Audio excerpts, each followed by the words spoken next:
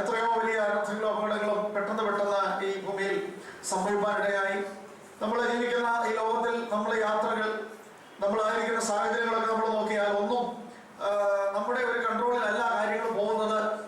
ദൈവത്തിന് സ്തോത്രം. നമ്മുടെ എത്ര സുരക്ഷിതത്വവും നമ്മളെത്ര കരുതിയും സൂക്ഷിച്ചും ഒക്കെ ജീവിച്ചാലും അതിനൊക്കെ അപ്പുറം കൈവിട്ട് പോകുന്ന ഒരു ലോകത്തിലാണ് നമ്മൾ ജീവിക്കുന്നത്. എന്നാൽ അവിടെയൊക്കെ ദൈവത്തിന്റെ കരുതൽ പരിപാലനവും മാത്രമാണ് നമ്മളെ സൂക്ഷിക്കുന്നതെന്ന് ഓർത്ത് നമ്മൾ എപ്പോഴും ദൈവത്തെ സ്തുതിക്കുകയും വളരെ ദൈവത്തിൽ നന്ദിയുള്ളവരായിരിക്കുകയും ചെയ്യണം. കർത്താവിന് സ്തോത്രം. നമ്മുടെ വാഹനങ്ങൾ സൂക്ഷിച്ച് നമ്മൾ ഓടിക്കും. പക്ഷേ ഓടിച്ചുകൊണ്ട് പോകുന്നതായ സമയത്ത് തന്നെ അപ്രതീക്ഷിതമായിട്ടുള്ള പ്രതിസന്ധികളോ അനർത്ഥങ്ങളോ അപകടങ്ങളോ ചുറ്റുപാടുകൾ ഉണ്ടാകാം, നമുക്ക് തന്നെ ഉണ്ടാകാം.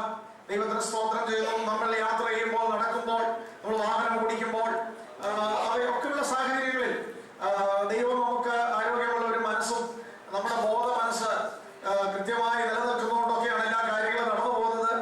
മനുഷ്യന്റെ അവസ്ഥ എന്ന് പറഞ്ഞാൽ ഏത് നിമിഷവും ബോധം മറിഞ്ഞു പോകാം, ഏത് നിമിഷവും എന്തും സംഭവിക്കാം, അത് ഹാർട്ട് നിന്നു പോകാം. അങ്ങനെയുള്ള ഒരു ജീവിതമാണ് ഈ മനുഷ്യന്റെ ജീവിതം. എന്നാൽ അതിന്റെ നടുവിൽ ദൈവം നമ്മളെ സ്തോത്രം ചെയ്ത് ഒരു വിധത്തിൽ പറഞ്ഞാൽ എല്ലാം ഒരു റിസ്ക് ആണ്. പക്ഷേ അങ്ങ് ദൈവത്തിലുള്ള ആശ്രയത്തോടുകൂടെ ദൈവമക്കൾ ജീവിക്കുന്നു. അല്ലാത്തവര് എങ്ങനെയൊക്കെ പോകും, വരുന്നിടത്ത് വെച്ച് കാണാം എന്ന് ഓർത്തുകൊണ്ട് പലരും ജീവിക്കുന്നു. ദൈവത്തിന്റെ സ്തോത്രം. കഴിഞ്ഞ ആഴ്ച തന്നെ ഉണ്ടായ 1-2 അപകടങ്ങൾ വളരെയധികം നമ്മളെ ചിന്തിപ്പിക്കേണ്ടതാണ്. ഒന്ന്, ഈ കറീഷാലിന്റെ സ്റ്റാൻഡിൽ കയറിയ ഒരു ബസ്, ആ ബസ് നിറച്ച് യാത്രക്കാരുമായിട്ട് ഡ്രൈവർ സ്റ്റാൻഡിൽ നിന്ന് ഇറങ്ങി ചങ്ങനാശ്ശേരിക്ക് പോകുമ്പോൾ ആ വളവ് തിരിഞ്ഞ് അങ്ങോട്ട് ചെന്ന് മെയിൻ ജംഗ്ഷൻ കഴിഞ്ഞ് ചെല്ലുമ്പോൾ ഓടിച്ചുകൊണ്ടിരുന്ന ഡ്രൈവർക്ക് അറ്റാക്ക് ഉണ്ടാകുകയും ആ മനുഷ്യൻ തളർന്ന് കുഴഞ്ഞ് സ്റ്റിയറിംഗിലേക്ക് വീണു പോവുകയും ചെയ്തു. ആ വണ്ടി ചെന്ന് പല ഓട്ടോറിക്ഷയിലും കടയിലും ഒക്കെ ഇടിച്ച് നിന്നു എന്ന് പറഞ്ഞാൽ മതി. ആർക്കും ഒരു കാര്യമായ പരിക്കും ഉണ്ടാകാതെ അത്ഭുതകരമായിട്ട് അതിലുണ്ടായിരുന്നവരൊക്കെ സംരക്ഷിക്കപ്പെട്ടു. ഞാൻ പറഞ്ഞത്, നമ്മൾ യാത്ര ചെയ്ത വാഹനത്തിൽ നമ്മൾ വളരെ ഉറപ്പോടെയാണ് ഇരിക്കുന്നത്. എന്നാൽ അത് ഓടിക്കുന്ന ഡ്രൈവർക്കോ അല്ലെങ്കിൽ മറ്റ് വിവിധമായ അതിന്റെ സാഹചര്യങ്ങൾക്കോ എപ്പോഴാണ് എന്താണ് ഈ വഴിയിൽ സംഭവിക്കുന്നത് നമുക്ക് അറിഞ്ഞുകൂടാം. എന്നാൽ അവിടെയൊക്കെ ദൈവത്തിന്റെ ദിവ്യമായ കരുതലും പരിപാലനവും നമുക്കുള്ളത് കൊണ്ടും അവനെല്ലാത്തെയും നിയന്ത്രിച്ച് നടത്തുന്നതുകൊണ്ടും മാത്രമാണ് നമുക്ക് ഭൂമിയിൽ ജീവനോടെ, ആരോഗ്യത്തോടെ, ബലത്തോടെ ഓരോ ദിവസവും ഭവനത്തിൽ നിന്ന് ഇറങ്ങിത്തിരിച്ചാൽ അതുപോലെ തന്നെ മടങ്ങി ഭവനത്തിൽ വന്ന് കയറാൻ ഒക്കെ ഇടയാക്കുന്നത് അവന്റെ വലിയ കൃപയാണ്. അതോർത്ത് രാവും പകലും അവന്റെ ദയയെയും വിശ്വസ്തതയെയും നടത്തിപ്പുകളെയും ഓർത്ത് നമ്മൾ വളരെയേറെ ദൈവത്തിന് നന്ദി കരേറ്റേണ്ടവരാണ്. Hallelujah. Praise the Lord. High range ഭാഗത്ത് ഒരു മനുഷ്യന്റെ വീടിന്റെ മുകളിലേക്ക് ഒരു വലിയ പാറ വന്ന് വീണിട്ട് സത്യം പറഞ്ഞാൽ നമ്മള് ഈ ആള് മരിച്ചു എന്ന് മാത്രമല്ല, ആളെ അടക്കുകയും കൂടെ ചെയ്തു. എന്ന് പറഞ്ഞാൽ ആ മണ്ണിന്റെ അടിയിലേക്ക് കുഴിച്ചിട്ട പോലെ അടിയിലങ്ങ് പോയി ആള്. അപ്പൊ മരിക്കുകയും കൊല്ലുകയും ചെയ്തു. ആ ആളെ ചതഞ്ഞരഞ്ഞ് അടക്കപ്പെടുകയും കൂടെ ചെയ്തു. പിന്നെ മണ്ണ് മാറ്റി തോണ്ടിയാണ് ഇരുന്ന വീടിന്റെ അടിയിലായി പോയി. ശവകുടീരം എന്ന് പറഞ്ഞതുപോലെ ഒരു കല്ല് വന്ന് പുറത്തേക്ക് വീണപ്പോൾ അങ്ങനെ മാറ്റപ്പെട്ടു പോയ ഒരു 40-35 വയസ്സുള്ള ഒരു ചെറുപ്പക്കാരൻ. നമ്മൾ ജീവിക്കുന്ന ലോകത്തിന്റെ അവസ്ഥയാണ് ഇതിലൂടെയൊക്കെ നമ്മൾ മനസ്സിലാക്കുന്നത്. ഇതൊരു തരത്തിൽ അല്ലെങ്കിൽ മറ്റൊരു തരത്തിലുള്ള ഇങ്ങനെ അനർത്ഥങ്ങളോ അപകടങ്ങളോ നിറഞ്ഞ ലോകത്തിൽ ദൈവം നമ്മളെ ഓരോ നാളും നിലനിർത്തുന്ന അവന്റെ കൃപയോർത്ത് നമുക്ക് ദൈവത്തിന് സ്തോത്രം ചെയ്യാം. ദൈവമക്കളെ, എന്തിനാണ് ദൈവം നമുക്ക് ഓരോ ദിവസവും വീണ്ടും ശേഷിപ്പിച്ച് തരുന്നത്? ദൈവം നമുക്ക് ശേഷിപ്പിച്ച് തരുന്നത് ദൈവം ആഗ്രഹിക്കുന്ന ഒരൊറ്റ കാര്യം മാത്രമേ ഉള്ളൂ. നമ്മൾ കർത്താവിന്റെ ഇഷ്ടം മനസ്സിലാക്കിക്കൊണ്ട് ഇവിടെ നമുക്ക് നൽകി തരുന്ന ഓരോ ശ്വാസത്തിലും നമ്മൾ ഈ ലോകത്തിന്റെ മോഹങ്ങളെ വിട്ട്, ലോകഗതിക്കനുസരിച്ചുള്ള ജീവിതം വിട്ട്, ദൈവഭയമില്ലാതെ എന്തെങ്കിലും ജീവിതത്തിലുണ്ടെങ്കിൽ അതെല്ലാം വിട്ട് നമ്മൾ ദൈവത്തിലേക്ക് തിരിയണമെന്നും മാനസാന്തരപ്പെടണമെന്നുമാണ് ദൈവം നമ്മളെ കുറിച്ച് ആഗ്രഹിക്കുന്നത്. ദൈവത്തിന് സ്തോത്രം ചെയ്യുന്നു. ഞാൻ പറഞ്ഞത്, മാനസാന്തരപ്പെടാതെ ഇരിക്കുന്നതിനാൽ സംഭവിക്കുന്ന നാശം പോലെ മാത്രമേ ഉള്ളൂ. അല്ലെങ്കിൽ അതും ഈ ലോകത്തിലെ അനർത്ഥങ്ങൾ അപകടങ്ങളാൽ ദൈവത്തെ കൂടാതെ നശിക്കുന്നതും എല്ലാം ഒരുപോലെ തുല്യമാണ്. കർത്താവ് ലോകത്തിലായിരുന്നപ്പോൾ ഒരു വലിയ അപകടം കുറെ പേർക്ക് ഒരുമിച്ചുണ്ടായി. ശീലോ എന്ന് പറയുന്ന സ്ഥലത്ത് ഒരു ഗോപുരം വീണു. ആ ഗോപുരം വീണ് അനേകര് ആ ഗോപുരത്തിന്റെ കീഴിൽ വെച്ച് മരിച്ചു പോകുവാനിടയായി. അപ്പോ ശീലോയിലെ ഗോപുരം വീണ് അനേകര് മരിച്ചു. ആ വാർത്ത വന്നപ്പോൾ, കർത്താവ് ആ വാർത്ത അറിഞ്ഞപ്പോൾ കർത്താവ് തന്റെ ശിഷ്യന്മാരോട്, തന്റെ ചുറ്റും നിന്നവരോട് പറയുവാനിടയായി തീർന്നത്, അല്ലല്ല, മാനസാന്തരപ്പെടാഞ്ഞാൽ നിങ്ങളും അങ്ങനെ തന്നെ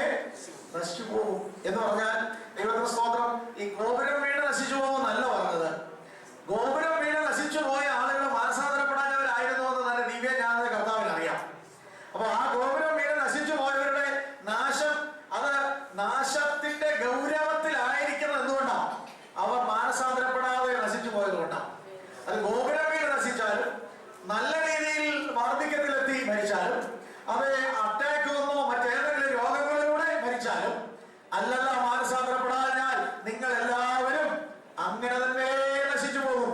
കർത്താവിന്റെ സ്തോത്രം. എന്ന് പറഞ്ഞാൽ ഒരിക്കലും നശിക്കുന്ന മരിക്കുന്ന വിധമല്ല അവിടെ പറഞ്ഞത്, ആ മരണത്താൽ സംഭവിക്കുന്ന നിത്യനാശത്തെ കുറിച്ചാണ് പറഞ്ഞത്. പ്രിയമുള്ള ദൈവമക്കളെ, അതുകൊണ്ട് ഇവിടെ എങ്ങനെ എന്ത് അപകടം വരുന്നു, എങ്ങനെ മരിക്കുന്നു, എങ്ങനെ ഈ ലോകത്തിൽ നിന്ന് മാറ്റപ്പെടുന്നു എന്നുള്ളതിനെ ഓർത്തല്ല നമ്മൾ ഭയപ്പെടേണ്ടത്. നമ്മൾ മാനസാന്തരപ്പെട്ടിട്ടില്ലെങ്കിൽ നമ്മൾ ഭയപ്പെടണം. ഹല്ലേലൂയ. അതുകൊണ്ടാണ് എല്ലാവരോടുള്ള ബന്ധത്തിൽ അതേപോലെ അപ്പോസ്തലൻ അതേ പ്രസംഗിച്ച സമയത്ത് ഏതൻസിൽ വെച്ച് താൻ നടത്തിയ പ്രസംഗത്തിന്റെ ഒടുവിൽ താൻ ഇങ്ങനെ പറയാനിടയായി തീർന്നു, അതേ എല്ലായിടത്തും എല്ലാവരും മാനസാന്തരപ്പെടണമെന്ന് ദൈവം മനുഷ്യരോട് കൽപ്പിക്കുന്നു. അറിയായ്മയുടെ കാലങ്ങളെ ദൈവം ലക്ഷ്യമാക്കാതെ ഇപ്പോൾ എല്ലായിടത്തുമുള്ള എല്ലാവരും മാനസാന്തരപ്പെടണമെന്ന് ദൈവം മനുഷ്യരോട് കൽപ്പിക്കുന്നു.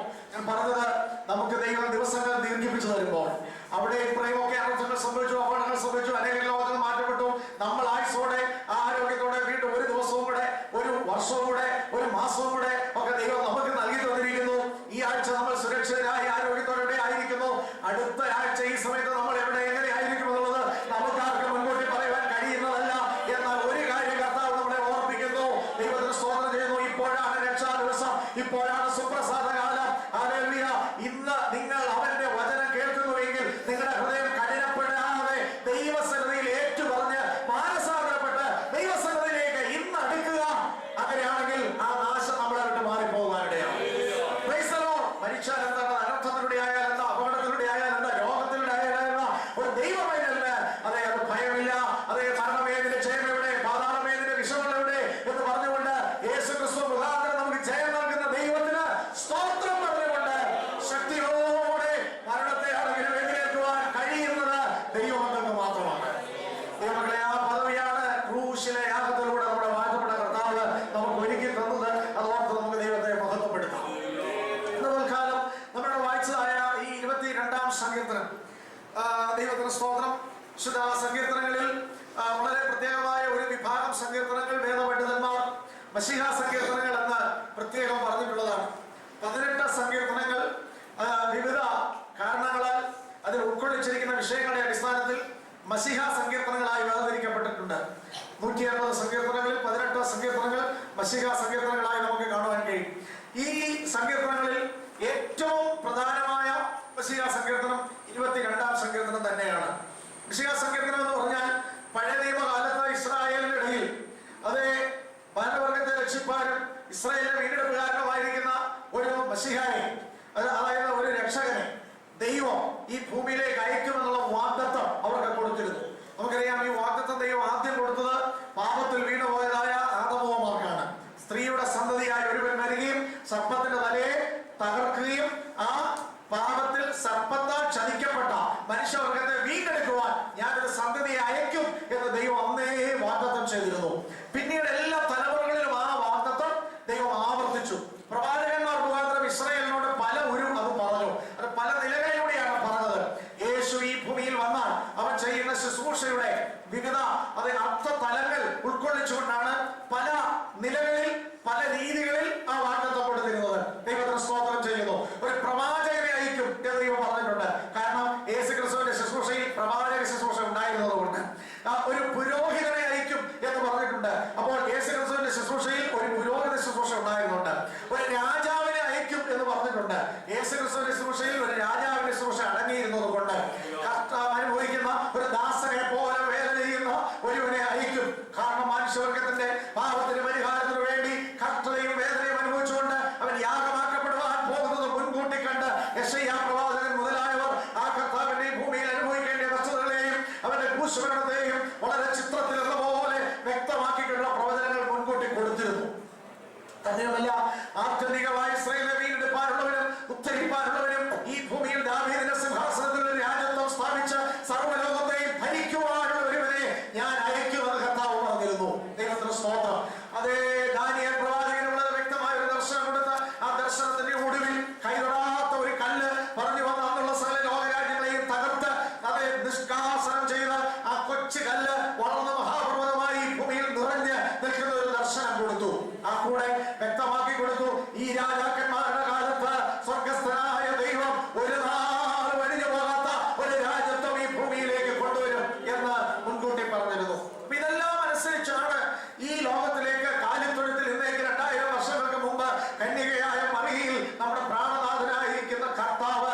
ജനിപ്പാനിടയായി തീർന്നത്.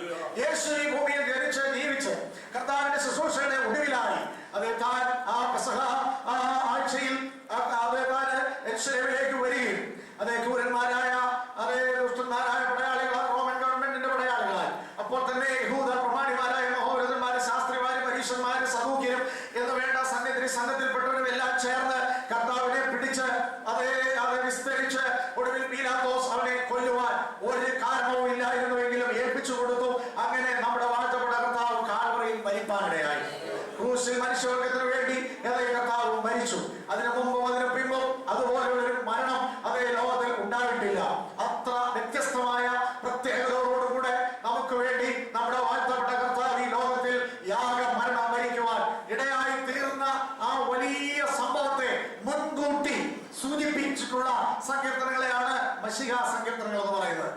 അപ്പോൾ വർഷങ്ങൾക്ക് മുമ്പ് ദാവീദ് രാജാവിനും അല്ലെങ്കിൽ പഴയ ഭക്തന്മാർക്കും ദൈവം പ്രത്യേകമായ ജീവിതാനുഭവങ്ങളിൽ ദൈവത്തോടുള്ള ബന്ധത്തിൽ ദൈവജനം അറിഞ്ഞിരിക്കേണ്ട സത്യങ്ങൾ അവർക്ക് ദൈവം വെളിപ്പെടുത്തി കൊടുക്കുവാനാണ് തിരുവെഴുത്തായി ഈ സങ്കീർത്തനങ്ങളൊക്കെ എഴുതപ്പെട്ടത്. അങ്ങനെ എഴുതപ്പെട്ടതായുള്ള സമയത്ത് ദൈവത്തിന് സ്തോത്രം ചെയ്യുന്നു. അതേ അവര് തന്നെ ചിലപ്പോൾ അവരുടെ സ്വന്തം ജീവിതത്തോട് ബന്ധപ്പെട്ട കാര്യങ്ങളാണ് അവർ എഴുതിയിട്ടുള്ളത്. അവരുടെ ജീവിതത്തിൽ ഉണ്ടായിരുന്ന കാര്യങ്ങളാണ് അവർ എഴുതിയത്. പക്ഷെ അവരുടെ ജീവിതത്തിൽ ഉണ്ടായിരുന്ന കാര്യങ്ങൾ ഏതിനെ വ്യക്തമായി സൂചിപ്പിക്കുന്നതാണ്? ഈ കർത്താവ് ഈ ഭൂമിയിൽ വരുമ്പോൾ കർത്താവ് അനുഭവിക്കേണ്ട ചില കാര്യങ്ങളോട് വളരെ സാമ്യമുള്ള കാര്യങ്ങൾ ചില ഭക്തന്മാരുടെ, ദാവീദിന്റെ ഉൾപ്പെടെയുള്ളവരുടെ ജീവിതത്തിൽ സംഭവിച്ചത് എഴുതിയപ്പോൾ അതിലൂടെ കർത്താവ് ചെയ്യുവാൻ പോകുന്നത് സൂചിപ്പിച്ചു. എന്നാൽ അതുകൂടാതെ തന്നെ അവരുടെ ജീവിതത്തിൽ അവരിങ്ങനെ എഴുതി വന്നപ്പോൾ അവരുടെ ജീവിതത്തിൽ സംഭവിക്കാത്ത ചില കാര്യങ്ങൾ കൂടെ പരിശുദ്ധാത്മാവിന്റെ നിയോഗത്താൽ അവർ എഴുതി. ഒരുപക്ഷെ അവർ അത്ഭുതം കുറിക്കാണ്, ഇതെന്താ ഞങ്ങൾ എഴുതി പിടിപ്പിക്കുന്നത്, ഇതിന്റെ അർത്ഥം എന്താണെന്ന് അവർ അത്ഭുതപ്പെട്ടിട്ടുണ്ട്. എന്നാൽ അത് പരിശുദ്ധാത്മാവിന്റെ നിയോഗമായതുകൊണ്ട് അവർക്ക് എഴുതാതിരിക്കാൻ കഴിഞ്ഞില്ല. അങ്ങനെ ഒരുപക്ഷെ ദാവീദിന്റെ ജീവിതത്തിൽ സംഭവിക്കാത്ത കാര്യങ്ങൾ, അല്ലെങ്കിൽ എഴുതിയ സങ്കീർത്തനകാരന്മാരുടെ ജീവിതത്തിൽ സംഭവിക്കാത്ത കാര്യങ്ങൾ അവരുടെ ജീവിതത്തിൽ സംഭവിച്ചതുപോലെ ദൈവം അവരെ കൊണ്ട് എഴുതിപ്പിച്ചത് ആരും സംഭവിക്കേണ്ടതായിരുന്നതുകൊണ്ടാണ്, യേശു ക്രിസ്തുവിൽ സംഭവിക്കേണ്ടതായിരുന്നതുകൊണ്ടാണ്. അങ്ങനെ എഴുതപ്പെട്ട സങ്കീർത്തനങ്ങളിൽ വളരെ പ്രധാനപ്പെട്ട ഒന്നാണ് ഇവിടെ നമ്മൾ കാണുന്ന 22-ാം സങ്കീർത്തനം. ഇതിന്റെ ആദ്യം മുതൽ അവസാനം വരെ നമ്മൾ അപഗ്രഥിച്ചു പഠിച്ചാൽ മനുഷ്യവർഗത്തിന്റെ പാപത്തിന്റെ പരിഹാരത്തിന് വേണ്ടി യേശു ക്രിസ്തു കാൽവറിയിൽ കഷ്ടാനുഭവങ്ങൾ സഹിച്ച് അവൻ അതേ ശാരീരികമായി പീഡിപ്പിക്കപ്പെട്ടത്, മാനസികമായി പീഡിപ്പിക്കപ്പെടുന്നത്, സാമൂഹ്യമായി അവഗണിക്കപ്പെട്ടിരിക്കുന്നത്, അവൻ അനുഭവിക്കേണ്ടി വന്ന നിന്ന, കടന്നുപോയ ശരീരത്തിലെ ഓരോ ശാരീരിക പീഡകളുടെയും വിശദാംശങ്ങൾ വ്യക്തമാക്കിക്കൊണ്ട് ഇങ്ങനെയൊക്കെ എല്ലാം എഴുതിയിരിക്കുന്ന ഒരു സങ്കീർത്തനമാണ് ഈ 22-ാം സങ്കീർത്തനം. തന്നെയുമല്ല, പക്ഷെ ഈ സങ്കീർത്തനത്തിന്റെ ഒടുവിൽ വരുമ്പോൾ ദൈവത്തിന് സ്തോത്രം, ഈ പീഡകളിലൂടെ ഈ പീഡിപ്പിക്കപ്പെടുന്നവൻ ഇല്ലാതെ പോകുന്നില്ല, അവൻ നശിച്ച് ഇല്ലാതെ ആയിത്തീരുന്നില്ല. മറിച്ച് അവൻ ഉയർത്തെഴുന്നേറ്റ് വന്ന് തന്റെ സഹോദരന്മാരോട് ദൈവം തനിക്ക് വേണ്ടി ചെയ്തതിനെ കീർത്തിക്കുന്നതായും അവന്റെ നാമത്തെ അറിഞ്ഞ് അനേകർ അവന്റെ നാമത്തിൽ ആശ്രയിച്ച് രക്ഷിക്കപ്പെടുന്നതായും ഒടുവിൽ അവന്റെ രാജ്യത്വം സകല രാജ്യത്വങ്ങളുടെയും മേൽ വാഴുന്നതായും എല്ലാം പറഞ്ഞാണ് ഈ സങ്കീർത്തനം അവസാനിപ്പിക്കുന്നത്. അപ്പൊ അതുകൊണ്ട് നമ്മുടെ വാഴ്ത്തപ്പെട്ട കർത്താവായ യേശുവിന്റെ ശുശ്രൂഷയുടെ അല്ലെങ്കിൽ അവന്റെ ഭാവിയിൽ ചെയ്യുവാൻ പോകുന്ന മനുഷ്യവർഗത്തിന് വേണ്ടി ഒരുക്കപ്പെടുന്ന സകല ദൈവിക അനുഗ്രഹങ്ങളും കൂടെ മുൻകൂട്ടി കണ്ടാണ് സങ്കീർത്തനക്കാരൻ ഈ സങ്കീർത്തനം രചിപ്പാനിടയായത്. എന്നാൽ അതിലൊരു കാര്യം മാത്രം, ഒന്നാമത്തെ വാക്യം യേശു ക്രൂശിൽ കിടന്നുകൊണ്ട് പറഞ്ഞ 7 മൊഴികളിൽ ഒരു പ്രധാന മൊഴിയാണ്, എന്റെ ദൈവമേ, എന്റെ ദൈവമേ, നീ എന്നെ കൈവിട്ടത് എന്ത്. നമുക്കത് കാണാൻ കഴിയുന്നത് മർക്കോസിന്റെ സുവിശേഷം 15-ാം അധ്യായം 34-ാം വാക്യത്തിൽ, മത്തായി സുവിശേഷം 27-46 നമുക്കത് കാണുവാൻ കഴിയുന്നുണ്ട്. ആ ഭാഗം എടുത്ത് കിട്ടിയവർ പെട്ടെന്ന് വായിക്കാം. മർക്കോസിന്റെ സുവിശേഷം 15-ാം അധ്യായത്തിന്റെ 33-34 വാക്യങ്ങൾ.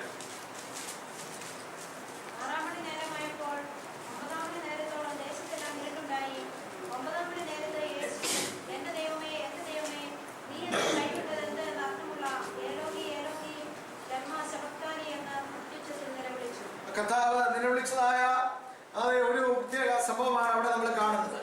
മത്തായി സുവിശേഷം 27-46 അത് തന്നെയുണ്ട്. നേരത്തെ വായിക്കേണ്ട സെയിം കാര്യം തന്നെ അവിടെ എഴുതിയിരിക്കുന്നതായി നമുക്ക് കാണുവാൻ കഴിയുന്നു. എന്റെ ദൈവമേ, എന്റെ ദൈവമേ, നീ എന്നെ കൈവിട്ടതെന്ന്.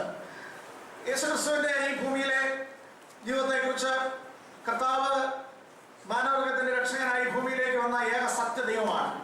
സർവശക്തനായ, സർവജ്ഞാനിയും സർവവ്യാപിയുമായ, അത് സകലതും തന്നെ കൊണ്ട് കഴിയുന്ന വീരനാം ദൈവം തന്നെ ആയിരുന്നു യേശു എന്ന് ദൈവവചനം നമുക്ക് വെളിപ്പെടുത്തി തരുന്നതുകൊണ്ടും നമ്മുടെ അനുഭവത്തിൽ നമ്മളത് വിശ്വസിക്കുന്നതുകൊണ്ടും ചെയ്യും. എന്നാൽ ക്രിസ്തുവിൽ വിശ്വസിക്കാത്തവരും നിരീശ്വരന്മാരും ഒക്കെ ആയിട്ടുള്ള ആളുകൾ സാധാരണ യേശു ക്രിസ്തുവിന്റെ ജീവിതത്തിലെ 2 സംഭവങ്ങൾ എടുത്ത് കാണിച്ചുകൊണ്ട് അവര് ക്രിസ്തു ദൈവമായിരുന്നില്ലെന്നും അവനൊരു ഭീരുവായ മനുഷ്യനായിരുന്നെന്നും അവൻ ഒരു ഹെൽപ്ലെസ്, ഒരു നിസ്സഹായനായ ഒരു മനുഷ്യനായിരുന്നു, അവനെയാണ് നമ്മൾ ഹീറോ ആയിട്ട് ദൈവമായിട്ട് നമ്മൾ അംഗീകരിച്ചുകൊണ്ട് നടക്കുന്നതെന്നും പറഞ്ഞ് അത് കളിയാക്കുവാനും യുക്തിയിലൂടെ അതിനെ എതിർക്കുവാനും ശ്രമിക്കാറുണ്ട്. അത് 2 കാര്യങ്ങൾ. ഒന്ന്, ക്രൂശിലേക്ക് പോകുന്നതിന് മുമ്പ് കർത്താവ് ഗെത്സമനെ തോട്ടത്തിൽ വെച്ച് നടത്തിയ പ്രാർത്ഥനയാണ്. ദൈവത്തോട് ഇങ്ങനെ പ്രാർത്ഥിക്കുന്നു, പിതാവേ, കഴിയുമെങ്കിൽ ഈ പാനപാത്രം എങ്കിൽ നിന്ന് നീക്കി കളയണമേ. ലൂക്കോസ് 22:42 നമ്മളത് കാണുന്നുണ്ട്. പിതാവേ, കഴിയുമെങ്കിൽ ഈ പാനപാത്രം എങ്കിൽ നിന്ന് നീക്കണമേ. ഇപ്പൊ നമ്മൾ പറയുന്നത് കർത്താവ് കാൽവരി ക്രൂശിലേക്ക് മനുഷ്യവർഗത്തിന്റെ പാപത്തിന്റെ പരിഹാരത്തിനായി ഭൂമിയിലേക്ക് വന്നു. ലോകസ്ഥാപനത്തിന് മുമ്പേ തീരുമാനിക്കപ്പെട്ടതനുസരിച്ചാണ് വന്നത്. അവൻ ധീരതയോടെ അവൻ ആ മരണം ഏറ്റെടുക്കുകയായിരുന്നു. ഒഴിവാകണമെങ്കിൽ കർത്താവിന് ഒഴിവാകാമായിരുന്നു. പക്ഷെ ഒഴിവാകാതെ നമുക്ക് വേണ്ടി കർത്താവ് ക്രൂശിൽ യാഗമാകുകയായിരുന്നു എന്നൊക്കെയാണ് വചനത്തിലൂടെ നമുക്ക് കിട്ടിയിരിക്കുന്ന വെളിപ്പാട്. ഇത് നമ്മൾ പറയുമ്പോൾ അവർ പറയുന്നത് അങ്ങനെ ആയിരുന്നെങ്കിൽ, ഇത്ര ധീരനായിരുന്നെങ്കിൽ പിന്നെ എന്തിന് ഈ ഗെത്സമന തോട്ടത്തിൽ വെച്ച് കർത്താവ് ആകപ്പാടെ പേടിച്ച് സംഭവിക്കാൻ പോകുന്നതിൽ നിൽക്കാൻ കഴിയാത്ത ഒരു ഭീരുവിനെ പോലെ ഇങ്ങനെ കയറി നിലവിളിച്ചു, ദൈവമേ, പിതാവേ, കഴിയുമെങ്കിൽ ഈ പാനപാത്രം എങ്കിൽ നിന്ന് നീക്കണമേ എന്ന്. ആ കോണ്ടെക്സ്റ്റിൽ നിന്നും നമുക്ക് മറ്റു ചില അർത്ഥങ്ങളും വ്യാഖ്യാനങ്ങളും അതിനുണ്ടെങ്കിലും വ്യക്തമായി നമുക്ക് വലിയ വ്യാഖ്യാനം കൂടാതെ മനസ്സിലാക്കാൻ കഴിയുന്ന ഒരു കാര്യമാണ്. ഈ കോണ്ടെക്സ്റ്റിൽ അത് തീർച്ചയായും കർത്താവ് തുടർന്ന് അനുഭവിക്കാൻ പോകുന്ന കർത്താനുഭവങ്ങളെയും ക്രൂശ് മരണത്തെയും മുൻപിൽ കണ്ടുകൊണ്ട് തന്നെയാണ് ആ പാനപാത്രം എന്ന് കർത്താവ് പറയുന്നത്. കാരണം ഇതിനു മുമ്പ് കർത്താവ് തന്റെ ചില ശിഷ്യന്മാരോട് പറഞ്ഞിട്ടുള്ളതായ സമയത്ത് രാജ്യത്വം വേണമെന്നൊക്കെ പറഞ്ഞ് കർത്താവിന്റെ അടുക്കൽ സമീപിച്ചവരോട് പറഞ്ഞു, അതെ, ഞാൻ കുടിക്കുന്ന പാനപാത്രം നിങ്ങൾക്ക് കുടിക്കുവാൻ കഴിയുമോ? അങ്ങനെ കുടിക്കുവാൻ കഴിഞ്ഞാൽ മാത്രമേ ഈ ആഗ്രഹിക്കുന്നത് നിങ്ങൾക്ക് ലഭിക്കുകയുള്ളൂ എന്ന് കർത്താവ് ഒരിക്കൽ സബദി മക്കളോട് പറയുവാനിടയായി തീർന്നു. ഇവിടെ പാനപാത്രം എന്ന് പറയുന്നത് തീർച്ചയായും മനുഷ്യവർഗത്തിനു വേണ്ടി കർത്താവ് ഏറ്റെടുത്ത് അനുഭവിക്കാൻ പോകുന്ന ആ ക്രൂശ് മരണവും കഷ്ടാനുഭവങ്ങളും അതോട് ബന്ധപ്പെട്ടതായ ആ തിക്തമായ വേദനയേറിയ അനുഭവങ്ങൾ തന്നെയാണ്. എന്നാൽ ഈ കർത്താവ് ഇതിനു വേണ്ടിയല്ല ഇങ്ങോട്ട് വന്നത്, ഇതിനു വേണ്ടിയല്ല ഇതെല്ലാം ഒഴിവാക്കി ദൈവത്തിന് സ്തോത്രം ചെയ്യുന്നു. എത്രയോ പ്രാവശ്യം ഇതിനു മുമ്പ് പിശാച് പരീക്ഷിച്ചപ്പോഴും മനുഷ്യരെ പ്രലോഭനങ്ങളുമായി വന്നപ്പോഴും ഒക്കെ തന്നെ ഈ ക്രൂശ് കൂടാതെ ഒരു രാജ്യത്വത്തിലേക്ക് കർത്താവിന് മാറാമായിരുന്നു. എന്നാൽ അതെല്ലാം തട്ടിമാറ്റി കർത്താവ് ക്രൂശിന്റെ പാതയിലേക്ക് തന്നെ വന്ന് ഓസന്ന ഞായറാഴ്ച കഴുതപ്പുറത്ത് കയറി അവരിവിടേക്ക് ജയവീരനായി ദേശാലിയായി വന്നത് കാൽവരിയിൽ നമുക്ക് വേണ്ടി മരിക്കാൻ വേണ്ടി തന്നെയാണ്. പക്ഷെ വന്നു കഴിഞ്ഞ ഉടനെ കർത്താവ് നേരെ ഗെത്സമന തോട്ടത്തിലേക്ക് പോയി അവിടെ ഇരുന്നുകൊണ്ട് പ്രാർത്ഥിക്കുകയാണ്, പിതാവേ, കഴിയുമെങ്കിൽ എന്നെ ഇതിൽ ഒഴിവാക്കണമെന്ന്. അപ്പോ അങ്ങനെ പറഞ്ഞതുകൊണ്ട് കർത്താവ് വെറും ഒരു ഭീരുവും കർത്താവ് ഇതിനു വേണ്ടി വന്നൊന്നുമല്ല. പാവൻ രക്ഷപ്പെടാൻ മേലാവുകൊണ്ട് എല്ലാവരും പിടിച്ചു കെട്ടിക്കൊണ്ടോ എന്ത് ചെയ്യുന്നതാണ്, ക്രൂശിച്ചതാണെന്ന് വരുത്തി തീർക്കാൻ വേണ്ടി ശ്രമിക്കുന്നു. എന്നാൽ ദൈവമകളെ, ഒരിക്കലും അങ്ങനെയല്ല. കർത്താവിന്റെ ചരിത്രം നമ്മൾ പഠിച്ചാൽ, വചനത്തിന്റെ മറ്റു ഭാഗങ്ങൾ നമ്മൾ പഠിച്ചാൽ, ഇവൻ സത്യ ദൈവം തന്നെയാണ്. എന്നാൽ എന്തിനു വേണ്ടിയാണ് കർത്താവ് അങ്ങനെ അവിടെ വെച്ച് നിലവിളിച്ചതെന്ന് ചോദിച്ചാൽ, ദൈവത്തിന് സ്തോത്രം ചെയ്യുന്നു. ലോകസ്ഥാപനത്തിന് മുമ്പേ മനുഷ്യവർഗത്തിന്റെ പാപത്തിന്റെ പരിഹാരത്തിന് വേണ്ടി മാറ്റി നിർത്തപ്പെട്ടിരുന്ന ആ ദൈവകുഞ്ഞാടായവൻ ഈ ഭൂമിയിലേക്ക് വന്ന് നമുക്ക് വേണ്ടി നമ്മുടെ പാപങ്ങളുടെ കുറ്റവും പേറിക്കൊണ്ട് അവൻ യെരൂശലേമിൽ വന്നിരിക്കുകയാണ്. കർത്താവിന് സ്തോത്രം ചെയ്യുന്നു. അതെ, ആ യെരൂശലേമിലേക്ക് അവൻ വന്നതിനെ തുടർന്ന് അവൻ യാഗമാക്കപ്പെടുവാൻ പോവുകയാണ്. അപ്പോൾ പുറകോട്ട് ചിന്തിച്ചാൽ മനസ്സിലാക്കാൻ കഴിയുന്നൊരു കാര്യമുണ്ട്. കർത്താവ് അതെ ആ യെരൂശലേമിലേക്ക് പ്രവേശിച്ചത് ആട്ടിൻ വാതിൽക്കൽ കൂടെയാണ്. ആട്ടിൻ വാതിലിലൂടെ കർത്താവ് പ്രവേശിച്ചപ്പോഴാണ് അവിടെ ബെഥെസ്ദ എന്ന് പറയുന്നൊരു കുളമുള്ളതും ആ കുളക്കരയിൽ 38 വർഷമായി ധീരമായി കിടന്ന ഒരു മനുഷ്യനെ സൗഖ്യമാക്കാതെ അവർ കിടന്നത് കണ്ടപ്പോൾ അവന്റെ ന്യായവാദങ്ങളെ മാറ്റിയിട്ട് സൗഖ്യമാകുവാൻ നിനക്ക് മനസ്സുണ്ടോ എന്ന് പറഞ്ഞ് അവനെ സൗഖ്യമാക്കുവാനിടയായി. ഈ ആട്ടിൻ വാതിലിലൂടെ ആണ് യാഗം അർപ്പിക്കപ്പെടുവാൻ വേണ്ടി യെരൂശലേം ദേവാലയത്തിലേക്ക് കൊണ്ടുവരുന്ന ആടുകളെ കൊണ്ടുവരുന്നത് ആട്ടിൻ വാതിലൂടെയാണ്. വേറെ അനേക വാതിലുകൾ യെരൂശലേമിൽ ഉണ്ടെങ്കിലും കർത്താവ് ആ പ്രാവശ്യം വന്ന് കയറിയത് ഇതിലൂടെയാണ്, ആട്ടിൻ വാതിലിലൂടെയാണ്. കാരണം എന്തുകൊണ്ടാണ് അവൻ കയറി വന്നിരിക്കുന്നത്? യാഗമാക്കപ്പെടുന്നതിന് വേണ്ടി ഒരാടായിട്ട് അവൻ വന്ന് കയറുകയായിരുന്നു. ആട്ടിൻ വാതിലിലൂടെ അവൻ വന്നവൻ ഉറപ്പിച്ച കാര്യമാണ്, ഞാൻ വന്നിരിക്കുന്നത് ഇവിടെ ഏതെങ്കിലും വലിയൊരു രാജാവായി പെട്ടെന്ന് മാറുന്നതിനോ ഇവിടെ മറ്റുള്ളവരുടെ ശ്രദ്ധ പിടിച്ചു വെച്ചതോ മറ്റെന്തെങ്കിലും അത്ഭുതങ്ങൾ ചെയ്യുന്നതിനോ വേണ്ടിയല്ല, മറിച്ച് ഞാൻ ഈ വാതിലിലൂടെ വരുന്ന ഒരാട് പോലും അതുപോലെ തിരിച്ചു പോയിട്ടില്ല. ഈ ഇതിലൂടെ വരുന്ന ആട് ഇതിനു മുമ്പായി ഈ ആട്ടിൻ വാതിൽ വഴിയായി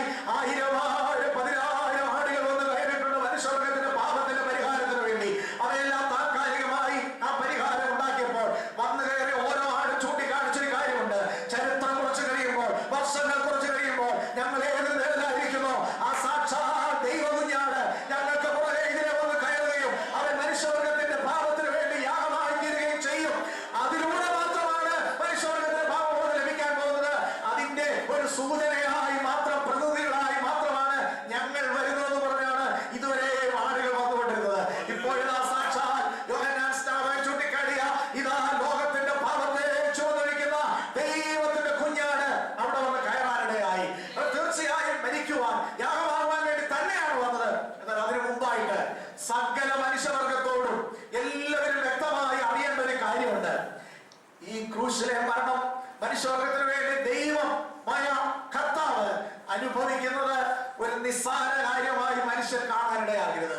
എന്ന് പറഞ്ഞാൽ ഞങ്ങൾക്ക് രക്ഷപ്പെടാൻ വേറെ 100 മാർഗം ഉണ്ടായിരുന്നു, സ്വർഗത്തിൽ പോകാൻ ഞങ്ങൾക്ക് അനേക മാർഗം ഉണ്ടായിരുന്നു, അതിലൊരു മാർഗം മാത്രമാണ് ക്രിസ്തു എന്ന് ചിന്തിച്ച്, അല്ലെങ്കിൽ ക്രിസ്തു യാഗമായില്ലായിരുന്നെങ്കിലും ഞങ്ങൾക്ക് രക്ഷപ്പെടാൻ വേറെ മാർഗം ഉണ്ടായിരുന്നു എന്ന് മനുഷ്യരാരും ഒരിക്കലും പറയാനിടയാകരുത്. അതിനുവേണ്ടിയാണ് ആ ഗെത്സമന തോട്ടത്തിൽ വെച്ച് കർത്താവ് പിതാവിനോട് അതേ സകല മനുഷ്യരും അറിയത്തക്ക നിലയിൽ വിളിച്ച് അദ്ദേഹത്താൽ പ്രാർത്ഥിക്കുകയാണ്. ഒരുപക്ഷെ 3 ശിഷ്യന്മാരെ അവിടെ ഉണ്ടായിരുന്നുള്ളെങ്കിലും വചനത്തിലൂടെ ലോകം മുഴുവൻ അറിയാനിടയായി. എന്താണ് അറിയുന്നത്? പിതാവിനോട് മരിക്കുന്നതിന് മുമ്പ് കർത്താവ് ചോദിച്ചു, പിതാവേ, കഴിയുമെങ്കിൽ ഈ പാനപാത്രം എങ്കിൽ നിന്ന് മാറ്റണമേ. എന്ന് പറഞ്ഞാൽ മനുഷ്യവർഗത്തിന്റെ പാപത്തിന്റെ മോചനത്തിനും വീണ്ടെടുപ്പിനും വേണ്ടി മറ്റെന്തെങ്കിലും ഒരു മാർഗം വേറെ ഉണ്ടെങ്കിൽ എന്നെ ഇതിൽ നിന്ന് ഒഴിവാക്കി ആ മാർഗത്തിലൂടെ മനുഷ്യനെ രക്ഷിക്കണമെന്നാണ് ഈ അർത്ഥം. എന്നാൽ ആ ചോദ്യത്തിന് പിതാവ് മറുപടി ഒന്നും കൊടുത്തില്ല. എന്താണ് അതിന് മറുപടി കൊടുക്കാതിരുന്നത്?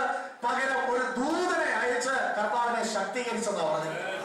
ഇല്ല മകനെ, നീ അല്ലാതെ മനുഷ്യവർഗത്തിന്റെ പാപത്തിന് പരിഹാരം കൊടുക്കാൻ, നിത്യനരകത്തീപ്പൊയ്കയിൽ മനുഷ്യവർഗം മുഴുവൻ പോയി കിടക്കുന്ന ആ ഭയങ്കര ദുരവസ്ഥയിൽ നിന്ന് മനുഷ്യരെ രക്ഷിച്ച നിത്യസ്വർഗത്തിൽ എന്നോടുകൂടെ നിത്യം കൊണ്ടുവരുവാൻ എനിക്ക് എന്റെ മകനായ നീ യാഗമായി തീരുകയല്ലാതെ വേറെ ഒരു മാർഗവും എനിക്കില്ല എന്ന് സ്വർഗം അവരുടെ അഫയം ചെയ്യേണ്ടതിന് വേണ്ടിയാണ് കർത്താവ് പ്രാർത്ഥന പ്രാർത്ഥിച്ചത്.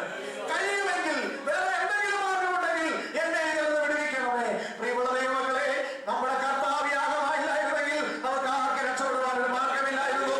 നമ്മുടെ ഏക പ്രത്യാശ, ഏക രക്ഷകൻ, ഏക മധ്യസ്ഥനായി നമുക്ക് വേണ്ടി മറുപടിയായി തീർന്ന മനുഷ്യനായ യേശു നമുക്ക് വേണ്ടി യാഗമായി തീരുവാനിടയായി. ഹല്ലേലൂയ.